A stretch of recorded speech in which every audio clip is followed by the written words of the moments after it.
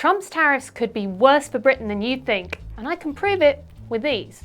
Imagine you're a British company, hypothetically making something like this from Warhammer. All your production's here in the UK, plus a decent chunk of your customers. But you also sell a lot to the US. In fact, they're your biggest market. Thanks to Donald Trump's new tariffs, the companies you sell to in America will have to pay the US government 10% every time they buy one of these figurines. If that's passed on to consumers as higher prices, you could lose some of these American customers.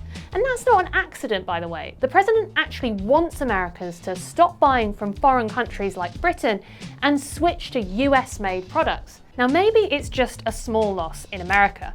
Hopefully, most of your customers are dedicated and willing to pay a bit more for your products. But what if it's catastrophic? What if it's what economists call high elasticity of demand, where a small rise in price pushes loads of customers away? What next? You could try and make that money back by ramping up the price you charge to British customers. That might work, but it could mean you're losing business there too.